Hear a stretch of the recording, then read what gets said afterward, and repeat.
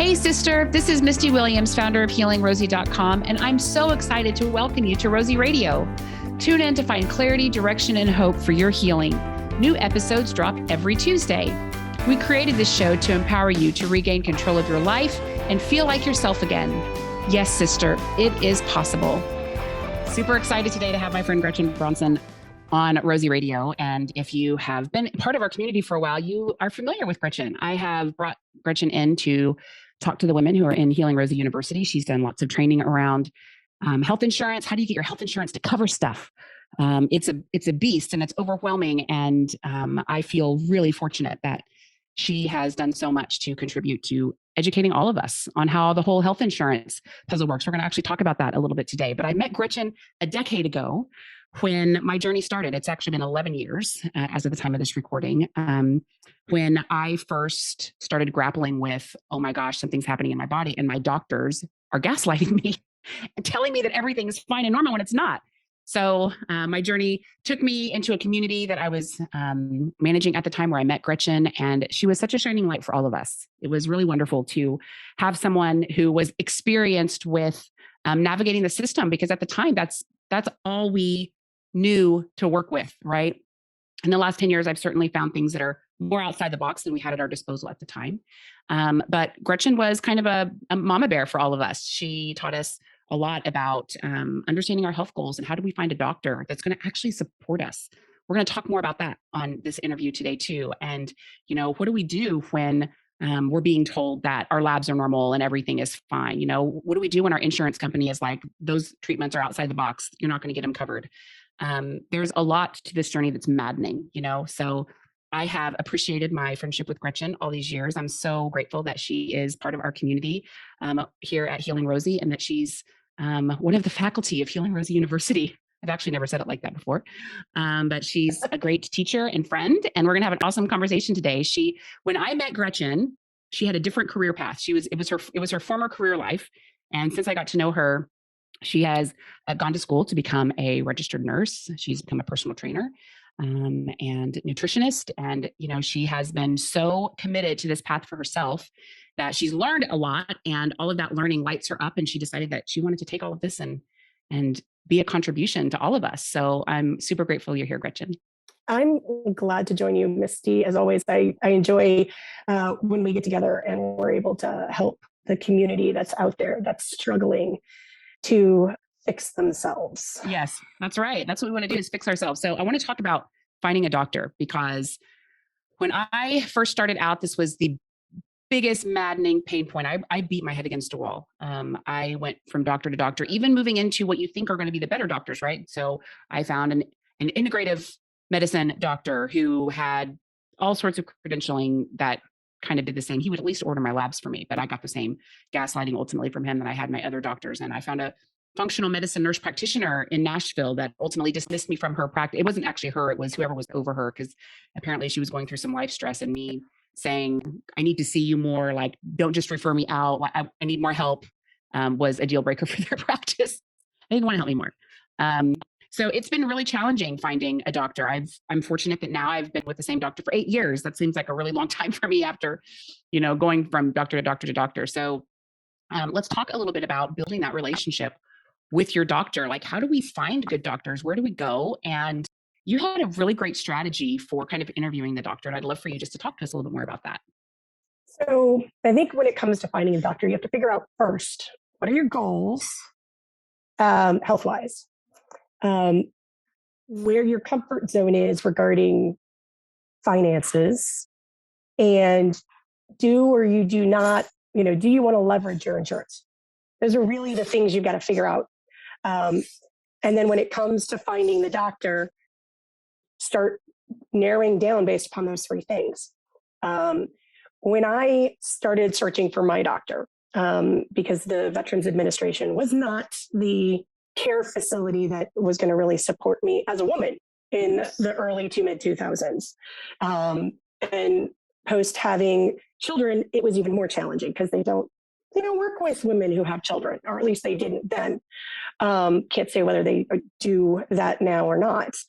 But I started looking at what were my options in the DC metro area. who was out there that kind of did a little functional medicine, who kind of was willing to consider taking insurance or at least helping me file my insurance claims. And what I started doing is I started identifying different practitioners, and I made appointments, and I was very explicit when I made the appointment. This is not an appointment for me to do a physical with this provider. I am interviewing this provider to determine if we are a good fit and we are a partnership going forward, to help me manage and improve my health overall. And I think I interviewed 3 different doctors, 2 who took insurance and 1 who didn't. I actually ended up settling on one of the providers who took insurance, was well rated by my insurance company, but who also kind of thought out of the box. She's part of the ancestral health medicine community, very, very pro ancestral health, pro paleo, pro fasting, and she's modified her practice as she's learned more. One of the things that I did when I sat down with her is I told her, I'm looking for a consultant. I want someone who can consult and make recommendations to me on what direction I should take my health based upon your experience. I'm paying you for your education to tell me what you think. And then we can have a discussion about why I'm opposed to something or why I'm willing to consider something.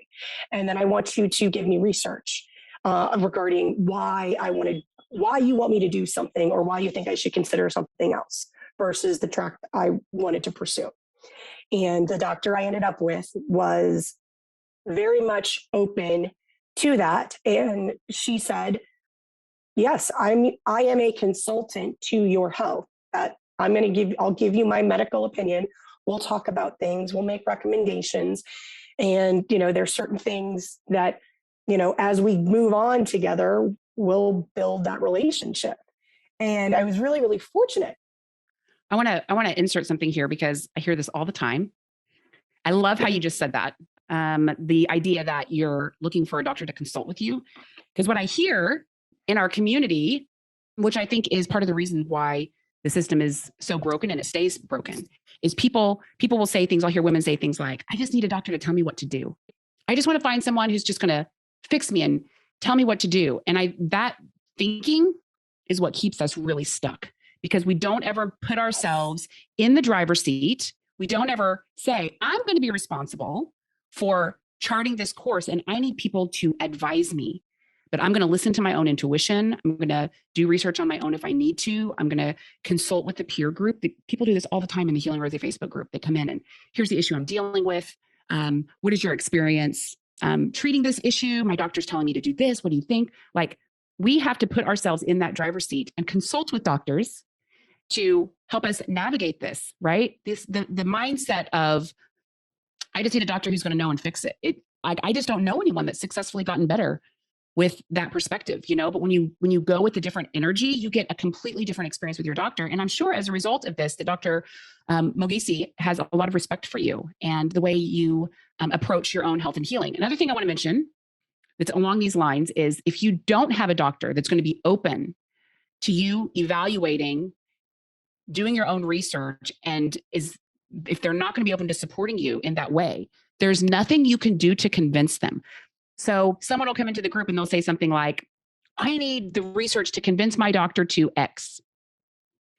It's an impossible path. You'll waste so much time and money. You won't have the success that you're looking for. And every day the disease process is progressing for you, and you're hoping to win this doctor over. You're hoping to convince.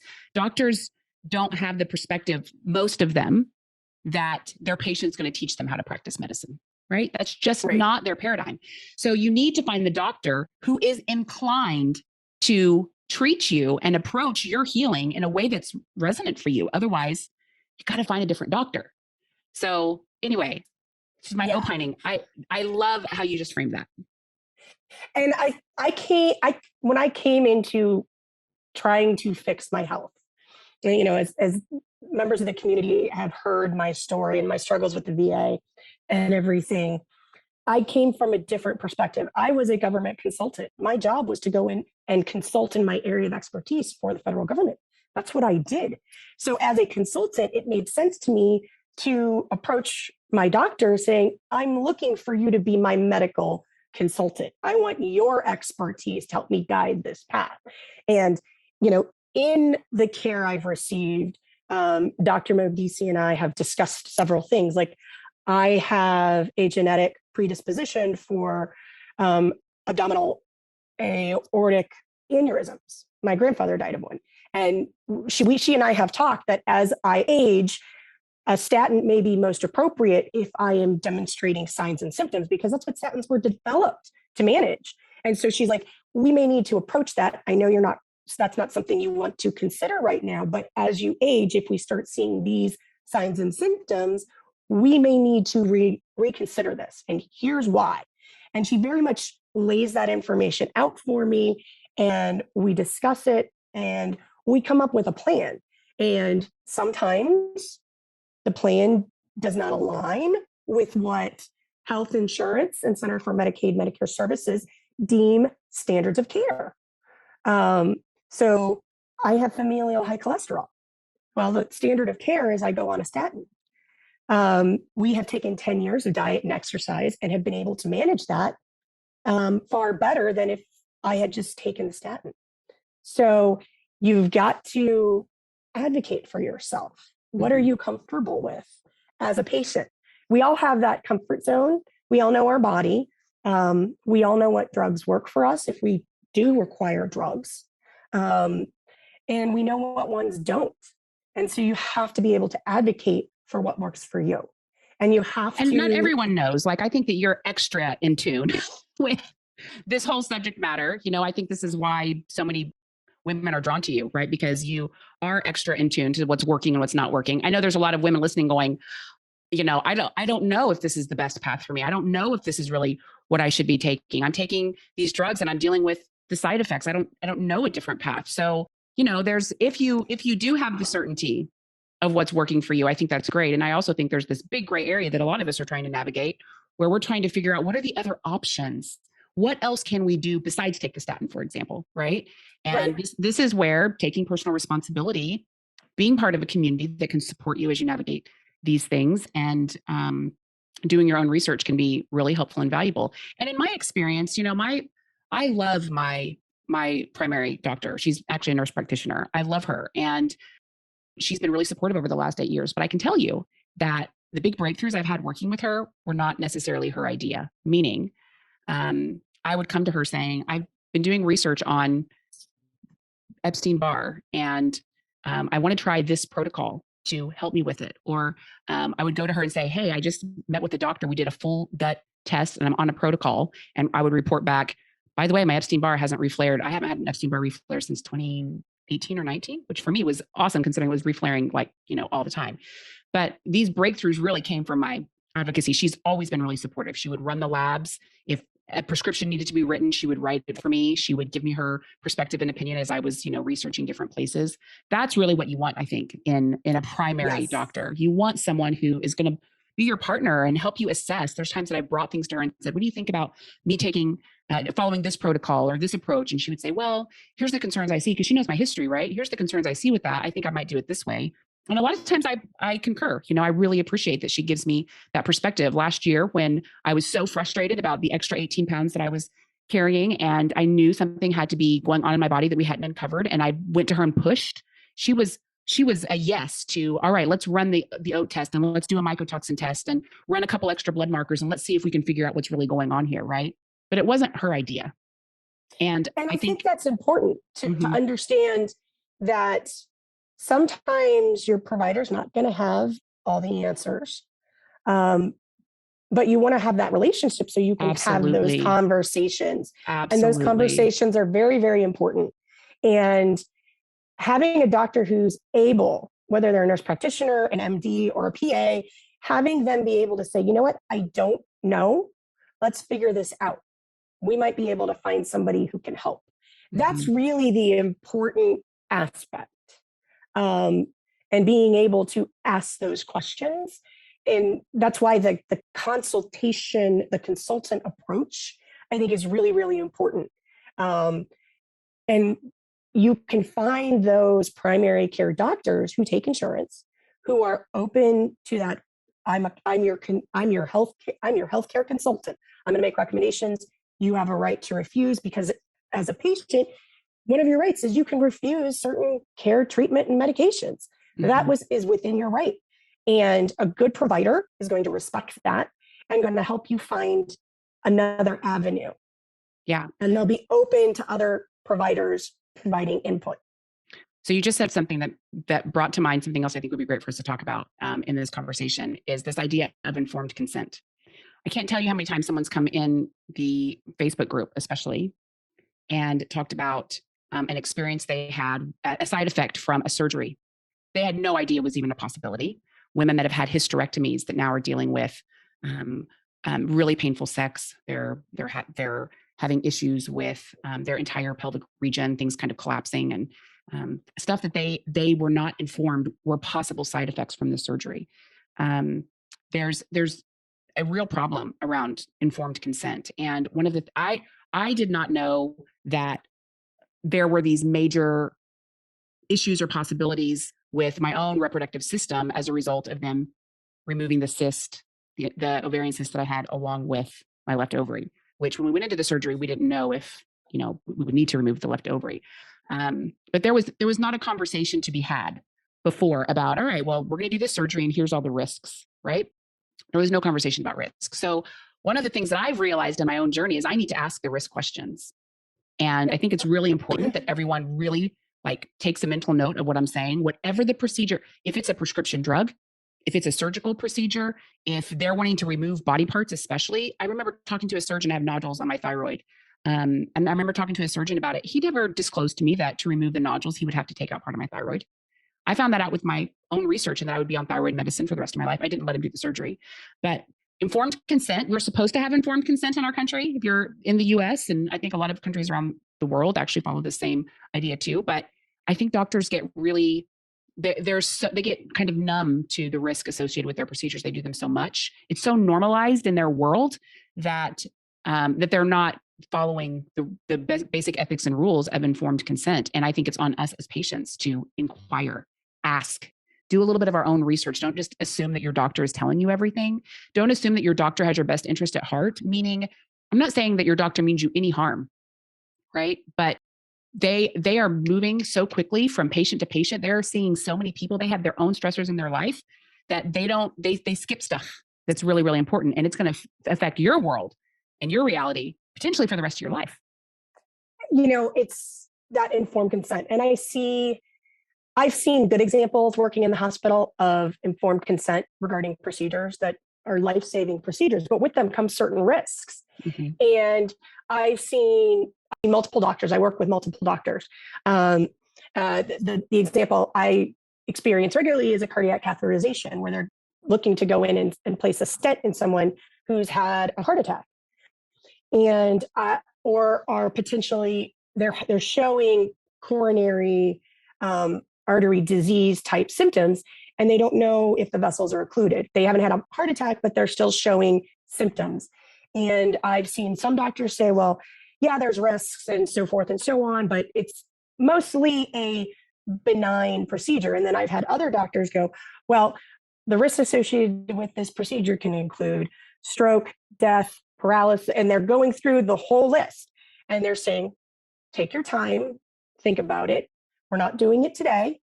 We'll put you on the schedule for tomorrow. I will come back in the morning and we'll discuss the informed consent. Mm-hmm. And the patients have been like, well, I'm not really sure if I should do this or not. And I said, you know what? As a patient, you have a right to refuse something. If it does not feel good to you, do not feel pressured.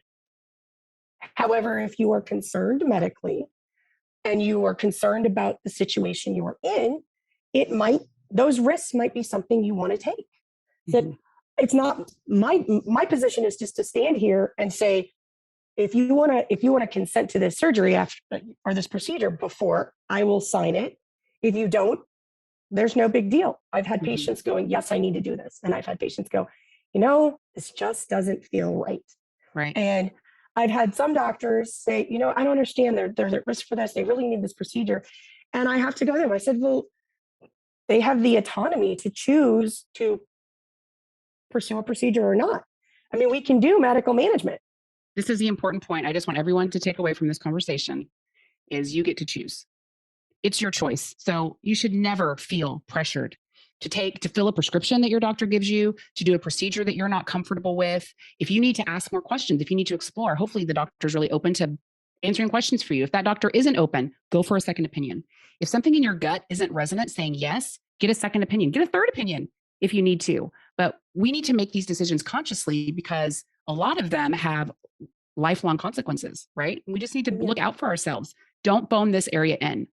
The doctor told me to do it, right? I'm thinking of my cousin Jan, who had fibromyalgia. She passed away a couple of years ago. I think she was 54 or something. She had fibromyalgia, rheumatoid arthritis, diabetes, a whole host of things that crept up after her kids left. She had tons of childhood trauma that once her kids left and she didn't have that mom job anymore, now she has to be with herself and be with all of that. And she got really sick fast. And I remember talking to her about the medications that she was on and her response to me about even considering another path. Well, what if we could reverse some of these symptoms with some diet and lifestyle changes? What if there's other paths? She said to me, oh, I have to do what my doctor says. They're going to drop me from my insurance if I don't do everything my doctor says. That's just not true. They can't do that. It's unethical. It's against your rights as a patient. So don't believe that lie. If something inside of you believes that you have to do everything, you actually don't. If you need someone to give you permission to stand in your power, I'm giving you the permission right now. You do not have to do it just because your doctor suggests it. You don't. And it's fine for you to say no. And you shouldn't be harassed. If your doctor is harassing you after you tell him or her no, you need to find another doctor. I would say that if your doctor, any healthcare provider threatens to fire you or drop you from their plan or their services, you probably do need to consider someone else. Yeah, totally. I agree. 100%. Totally agree. All right. Let's talk about how to find a doctor. You kind of glossed over it a little bit. I have had the dubious privilege of doing this for a lot of people. So I just want to leave people with some resources. So I just did a lot of research for my mom. We had to find a new primary care doctor for her in Oklahoma. It was actually very hard. I needed someone who would be open-minded because my mom is also on bioidentical hormone replacement therapy. We were finding another doctor because her current primary doctor was very against it for her and really tried to put the fear of God in her about doing it. And so I wanted someone that would be open, that also took Medicare, which is like, well, that's a hurdle, finding a good doctor that takes Medicare in general. Yeah. The women in our community, by the way, have had good success with this. So I don't want you to feel like if you're on Medicare that you can't find a good doctor, because you can. But I spent 3 hours researching. I looked at IFM, Institute for Functional Medicine's website. We're going to put all these in the show notes over at healingrosie.com. So if you want these links, I'm going to make sure that they're provided for you. But Institute of Functional Medicine is a good resource. I actually like Health Grades. Health Grades is great because there's patient reviews there. You can see, you can put in your insurance and see who takes your insurance. Most insurance websites will have a list of the doctors, but like I want a little bit more information about how they practice. So I would look in my mom's area. I believe on Health Grades, they let you do some distance stuff so that you can be real deliberate about the area that you're actually searching in. And then I knew that a DO would be a more open-minded mainstream doc. So that was on my list. And there's MDs too, that are good. And then sometimes it's a naturopathic doctor. If your insurance will cover naturopathic doctors, you can look for them. But I like Health Grades for this just because there's some other cross information that I can use to find a good doctor. I would love something I've noticed of recent, because my husband's been asking he's like, I need to go back to a chiropractor. And so I've been going on verbal referrals. I've been looking on our insurance. And what's been really interesting is our insurance company, and working for a healthcare system, a hospital system, I actually have really good insurance. Like, holy cow, I didn't know things were covered when you work for a health system, because they really want to prevent you showing up in their system. But they actually have reviews by patients that are in the health insurance that use that insurance to see those providers. And that's been really, really helpful. Yeah. Narrowing things down and looking at, do they do x-rays and, what type, what do those appointments look like the first time? And you can actually deduce whether a provider is going to be a match for you just by looking at what's on your health insurance website, health grades, as well as go out and look on Yelp. Mm-hmm. You would be surprised. I mean, you think, oh, you can get a Yelp review for, things like going to a restaurant, but Yelp has reviews on patients and doctors, and how long is the wait? How friendly and how helpful are the front desk staff? And are you able to get a e-visit scheduled quickly? How long does it take you to get an in-person visit scheduled? You would be surprised by just taking 5-10 minutes. You can actually go out and figure out, like, oh, hey, this is nice. You can see the pictures of the facility in a lot of cases on the Yelp and Google reviews. So and if you find a good doctor options that you're curious about, or maybe it's a good doctor, if you find a doctor and you're searching, you're like, oh, okay, here's someone in my area. They seem to be practicing what I need. You can actually put their name in search with reviews, and then websites will come up that have reviews for that doctor too. So yeah, that would have been great a decade ago when we were doing this, to have so many great ways to vet before you have to go in and do that first appointment, Right. I mean, like I said, I picked three doctors that I went and I interviewed and ended up with the one I currently have. But I know the majority of the community in Healing Rosie is going 5, 6, 7. They're on their 10th doctor. Yeah. And they're not gaining that traction. Yeah. So I really wanted to support these women and their families in figuring out how we can get them to that consultative doctor, that primary care doctor who's going to support them in their journey. Yeah. Awesome. Okay. Let's talk about insurance. So we actually have we're building health insurance 101. It's going to be released in the next few weeks. If you're on our mailing list, you'll get a notification about it when we're ready to launch. Inside of Healing Rosie University, we have lots of training on health insurance. I want to talk a little bit more about health insurance because I feel like you're kind of the mastermind behind this for all of us. I've learned a lot from you about navigating health insurance, and so many women in the community have learned so much from you about health insurance. There's a couple of primary points I want to make, and then we go deeper in all these programs. We'd have a 5-hour podcast if we were to try to get into all of this stuff. But with your health insurance, it is a myth that you can't find any good doctors to take your health insurance, or you can't leverage your health insurance with your doctors. There's absolutely ways to do that. I want to talk a little bit about that during this interview. And there's a lot of things that are outside the box that people want to have covered, that if you call your health insurance company and say, is this covered? They might say no, but you can still get it covered. So let's just take those two nuggets just to give people an idea of what's possible, so that they just expand what you believe, your belief in this area. Because I want all of you to be able to get the help and support you need. So in order to leverage your health insurance, you have to understand the type of insurance you have. Do you have a health management organization like Kaiser?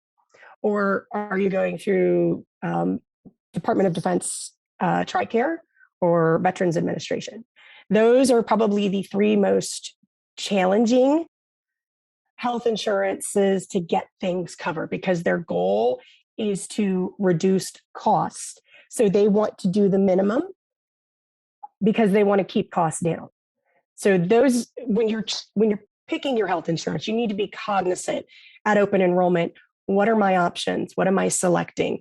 Your preferred provider organizations and your health savings account or your high deductible plans are going to give you more flexibility, and they tend to cover more. But you got to pay a little more out of pocket for those until you meet your deductibles. So if you understand the type of insurance you have, you'll be better off figuring out how to leverage what you have. That said, if you have HMO, you can still able to leverage those services, but you might have to do things like do outside labs to demonstrate that, yes, you do have issues with your thyroid, you do have issues with some other thing going on that require additional follow-up. Because sometimes if things look normal, they're not going to pursue it in those organizations. But if you can demonstrate you're outside normal, they will start looking. So that's one thing you have to consider. And once you've figured out what type of insurance you have, you need to figure out what's covered. So if you need something, you need some sort of additional care, you need pre-authorization for something. I always think it's important to send an email or a letter, or through the electronic chat systems that are now there that they keep a record of, that indicate these are the things I'm having, this is what I'm having a problem with, what is covered. So as I've entered perimenopause, my migraines have gotten a lot worse. And I don't really respond to most migraine drugs. I'm very limited on the options. So I messaged my health insurance company and I said, what are my options for managing migraines? And they said, well, you can do beta blockers. You can do Depakote or Topamax or amitriptyline, or you can consider Botox. If you've tried any of those and they don't, if you haven't tried any of those medications, you have to try those medications before you can consider Botox. Well, I have a history of asthma, so I can't take a beta blocker because it puts me at risk for asthma attacks. I have tried Depakote and Topamax unsuccessfully for multiple years when I was with the VA, and had adverse reactions to those. So I'm now met the qualifications to be considered taking Botox for migraines, fully covered by my health insurance. So what you're saying right now, I want everyone to hear. I'm going to mark it with the highlighter. Gretchen, I've seen her do this the whole time I've known her. When she wants something covered, she calls the insurance company and she asks. It is interesting. The worst thing they can do is say no. Right. People like, you can ask, they're going to tell you how to get something covered. They're going to tell you, yes. If you want to know how to get something covered or if something is covered, you need to call them and ask. Now, if you get to the point where what you want to pursue, they say this is not covered, what do you do? So a great example is my kids. We were looking at trying to get palatal expanders covered, especially for my son, because he was having severe ear infections. He was having a lot of issues. And I talked with the biological dentist we see. I talked with my son's otolaryngologist, and she was like, oh, I've seen research that if we do a palatal expander, not only will it open the Eustachian's tubes, it will also prevent obstructive sleep apnea long-term. And she wrote up a 2-page letter. She's like, I will write you a letter that requests them to cover this for your kids. And she wrote up a 2-page letter. She cited all the research, and we've been talking back and forth with United Healthcare. Unfortunately, they declined to cover it. However, I found out through working with my dentist that approximately 4 years later, United Healthcare started covering palatal expanders 100% because of the research that's out there that shows it prevents sleep apnea. It can prevent additional diseases that cost more money in the long run. So you may not get it covered, but ask, always ask. And I will tell you this, if you're looking to pursue something, say, you want to pursue a certain type of care or a certain type of treatment, and they keep denying it, my first question is, who is the medical expert in this region of care? So if you're looking for endocrinology, who is the endocrinologist that looked at this, that looked at the research that determined that this is not appropriate for coverage? 9 times out of 10, they didn't have a subject matter expert review the claim or the request. When you ask them for the subject matter expert to do the review, they will 9 times out of 10 approve it. And the worst thing you can do. Pro tip. The worst thing that can happen is they say no. So what if the subject matter expert reviews and they decline?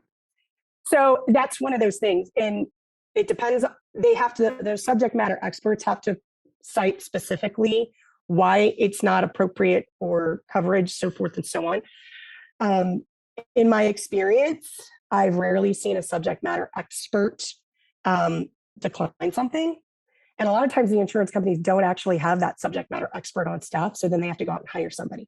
So just asking that question, who is the subject matter expert, the medical provider that you have in endocrinology with a specialization in bioidentical hormones for the management of migraines, review this and 9 times out of 10, they're going to say we don't have one and we can't afford one. And they're just going to go, it's cheaper to approve it than to hire the subject matter expert.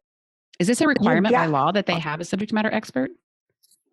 It's not necessarily a requirement, but they're supposed to have somebody who is if you're doing endocrine stuff, you're requesting endocrine, they're supposed to have an endocrinologist review the request or the denial. They don't always have those experts on their staff. Yeah. It's, 9 times out of 10, the people that are denying the claims are individuals who work for the health insurance company.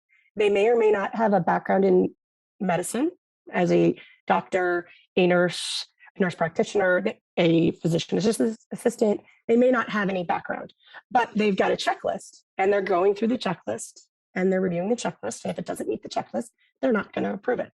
So you've got to ask and you have to pursue. You have to be diligent. Yeah. You have to keep asking. Yeah. Awesome. Well, this has been so juicy. I love that you've come on and whet all of our appetite for what's possible. I am a believer in all of this stuff because it's radically changed my life, learning how to advocate well for myself. And I love that you are such a stand for that for all of us, advocating. And not only are you a stand for it for us, but you show us how to do it. So thank you so much, Gretchen, for spending time with us today. I love it. You guys are going to see a lot more of Gretchen. We have health insurance secrets coming out. So you guys will be able to get some really great training from her. If you're in Healing Rosie University, you've already seen some of the awesome training we have. So I appreciate you. Thank you so much. And thanks for joining us, everyone. We'll see you soon. Glad to join you guys. Have a great day. That's it for this week's episode. Thank you for listening. I hope you're feeling more empowered to overcome your flabby, foggy, and fatigued and to reclaim your life. If you haven't subscribed yet, don't forget to hit that subscribe button right now so you don't miss any of our episodes. We have some awesome shows coming right up. I love reading your reviews and comments too. They inspire me and encourage other Rosies to hang out with us and learn all these amazing strategies for healing and living our best lives. Till next time, sister.